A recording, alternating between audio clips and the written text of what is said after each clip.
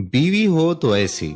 2 माह से कोई मेरे दरवाजे पर रोजाना किचरा फेंक कर चला जाता। बड़ी कोशिश के बावजूद वो पकड़ में नहीं आया।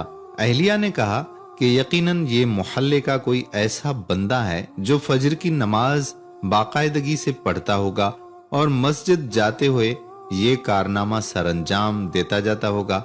अब मसला था मेरा अपना। मैं पका नहीं कच्चा मुसलमान था। रोजाना 10 बजे उठकर फजर कज़ा पढ़ा करता था। 20 दिन कबल मैंने अहलिया से फजर की नमाज पर उठाने का कहा तो अहलिया हैरान हुई कि ये आज सूरज मशरिक के बजाय मगरिब से कैसे निकल रहा है। खैर, उन्होंने मुझे अगले रोज फजर के वक्त उठा दिया। मैंने उठते ही खिड़की से नीचे झांक कर देखा तो दरवाजे पर किचरा मौजूद नहीं था। फटाफट वुजू किया, खिड़की के पास ही मुसल्ला बिछा दिया और 2 रकात सुन्नत खटाखट पढ़कर फिर से झांक कर देखा तो किचरा दरवाजे पर पड़ा मेरा मुंह चिढ़ा रहा था।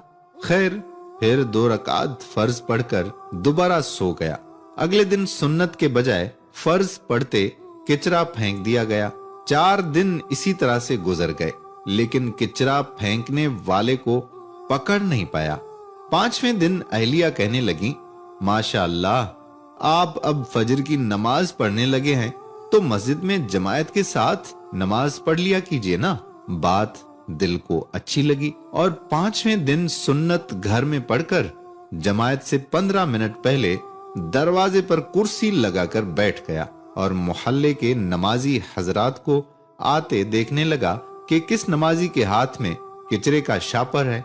लेकिन अफसोस, सारे खाली हाथ आते दिखाई दिए। नमाज पढ़कर आया तो दरवाजे पर किचरा मौजूद नहीं था। 1 हफ्ता मुसलसिल पाबंदी से बाद जमात नमाज पढ़ने के बाद मैंने अहलिया से कहा कि बेगम, अब किचरा फेंकने वाला शायद डर गया है, किचरा नहीं फेंक रहा है। अब आप मुझे फजर के वक्त नहीं उठाना।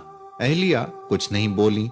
अगले दिन अहलिया ने तो मुझे नहीं उठाया, अलबत्ता मेरी खुद आंख खुल गई। खिड़की से झांक कर देखा तो किचरा दरवाजे पर मौजूद था। टाइम देखा तो फजर का वक्त तो बाकी था, लेकिन जमायत निकल चुकी थी। अब अगले दिन फिर वही मामूल था। 2 हफ्ते मुसलसिल फजर की नमाज बा जमायत पढ़ता रहा और दरवाजा साफ सुथरा मिलता रहा।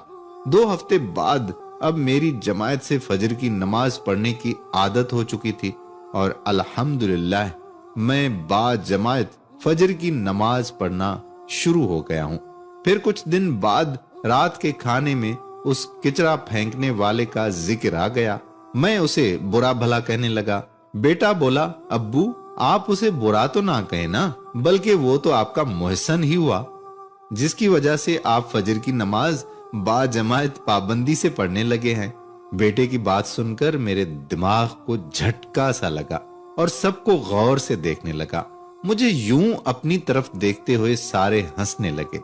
बेटा कहने लगा, अब्बू, आपकी वो मोहसन और कोई नहीं बल्कि अम्मी है। आप अम्मी का शुक्रिया अदा कीजिए। मैंने अहलिया को देखा तो कहने लगी, जब घी सीधी उंगली से ना निकले तो टेढ़ी उंगली से निकालना पड़ता है। ये सबक है सब बीवियों के लिए कि वो चाहें तो अपनी औलाद के अलावा अपने खावंद की भी तरबियत कर सकती हैं। हाँ, अगर वो खुद तरबियत याफ्ता हो। जीवन साथी सबसे बेहतर वही होता है जो अपने जीवन साथी की आकबत को संवारने की कोशिश करे। उम्मीद करते हैं कि हमारी बहनों को ये बात जरूर समझ में आ गई होगी। अगर आपको वीडियो पसंद आई हो तो वीडियो को शेयर जरूर कर दीजिएगा, क्योंकि ये हमारा बहुत ही खूबसूरत पैगाम है उन तमाम भाइयों और बहनों के लिए जो नमाज से कतराते रहते हैं। वीडियो पसंद आई हो तो लाइक भी करें, शेयर भी करें और कमेंट बॉक्स में अपने कमेंट्स भी जरूर तहरीर करें।